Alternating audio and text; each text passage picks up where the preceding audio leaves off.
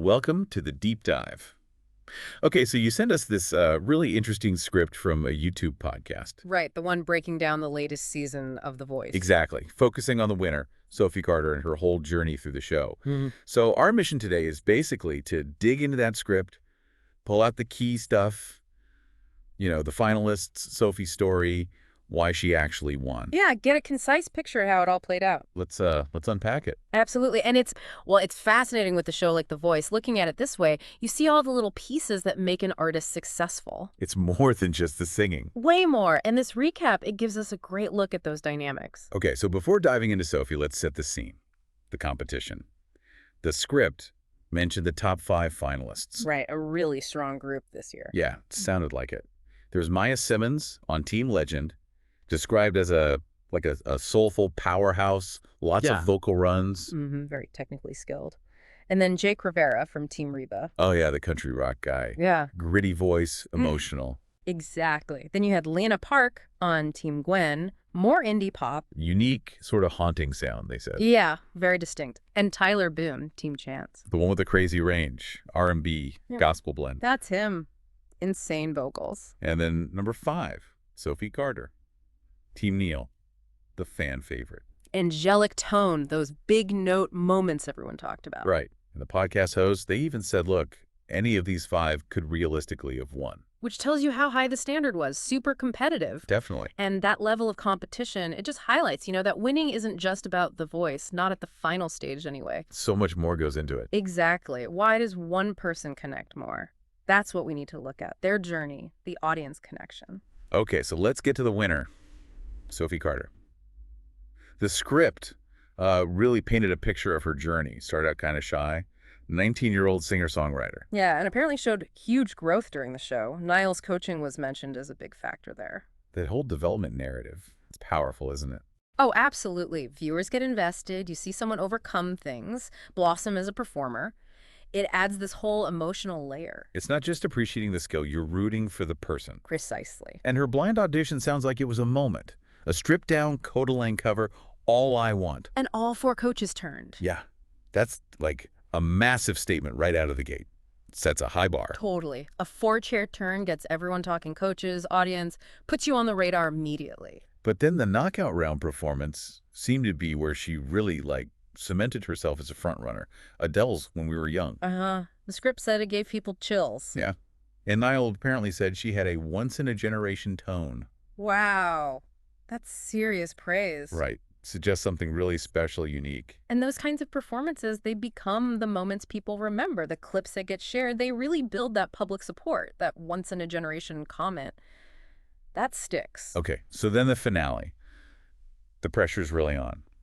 3 songs. First was Falling by Harry Styles. That was Niall's pick. Right, shows the coaching strategy there. Song choice is so critical. Highlighting specific strengths, I guess. Yeah. Then she did The Joke by Brandi Carlile. Apparently very emotional. Yeah, hit the audience hard. And that's key, right? The coach guiding those choices. The right song, right moment can just connect with voters on a much deeper level.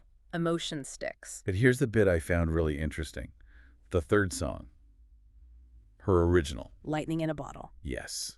And the podcast said it just took off on iTunes, immediately. That's huge. Seems like a massive sign, right? That the audience connected with her song, not just her covers. Oh, absolutely it is. When an original clicks like that during the show, that speaks volumes about their potential afterwards. It's not just singing, it's songwriting, it's artistry. Yeah, having your own voice. A voice that connects. That's the sign of someone who might actually build a career. The podcast script really hammered that point home, that the original song was maybe the clincher. It showed she wasn't just a great singer.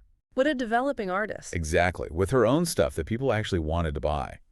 It kind of suggests winning isn't just about nailing covers anymore. It's about showing that potential, yeah. That you can be self-sufficient artistically, create your own lane. So, why Sophie? What tipped it? The script boiled it down to 3 main things. First, consistency. Right. Apparently, she just delivered strong performances every single week. No real off nights. Super important in a long competition like that. Builds trust. The audience knows you can deliver, no doubts. Second factor, artistry, Oh. which we've kind of touched on. Her covers were strong, but that original song really elevated things. Yeah, it showed she had her own unique thing going on, a distinct identity. The song's success was like proof of concept. And the third thing they mentioned was the emotional connection. The narrative. Yeah. Young, humble, talented. It's sort of the underdog story and how powerful that is. People got invested in her journey. That relatability factor. Seems like it played a big part. Oh, the narrative is undeniably huge in these shows. Yeah. People connect with stories. The underdog who grows and succeeds, classic appeal. Her humility, her growth. Yeah. It probably just amplified that connection massively. So she wins. What's next? Well, the prizes are pretty decent. $100,000 Nice start. and a record deal with Universal. That's the big one, right? Absolutely. That's the launch pad. The infrastructure, the marketing, the distribution gives her a real shot. And the podcast hosts sounded really bullish on her future. Even floated a possible Grammy nomination for the original song. Wow, okay. That's serious buzz if Lightning in a Bottle gets that kind of recognition. It means it's resonating beyond just the show's audience, with industry folks too. Which would be massive validation, really elevate her profile. Plus, it sounds like Niall is sticking around. He said he wants to collaborate on her debut album. Oh, that's fantastic news for her. Yeah, having that kind of mentorship, potential co-writing, maybe opening tour slots. That kind of high-profile support is invaluable. Opens doors, introduces her to his fan base, massively boosts her chances of making that leap. The script also gave a quick mention to the fan reaction online. All positive, I assume. Yeah, really enthusiastic. Yeah. Twitter, TikTok, all buzzing. Even past voice winners chiming in with support. That's a great sign. Shows a broad, engaged fan base that's actually invested in what she does next. And just for context, they threw in a couple of other season highlights, Chance doing a double steal, some coach battles. Right, the usual show drama that keeps people tuned in. Yeah, exactly. Yeah. Adds to the overall excitement. Uh-huh. So wrapping it all up, Sophie Carter, the voice winner, 2025. Lots of excitement about her future. Seems well-deserved. It really gets you thinking, though, doesn't it, about these shows.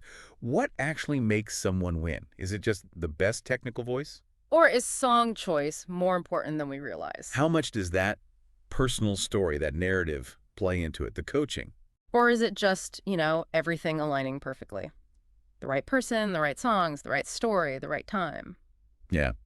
It's definitely something to chew on next time you're watching one of these talent shows unfold. A lot more going on than just singing.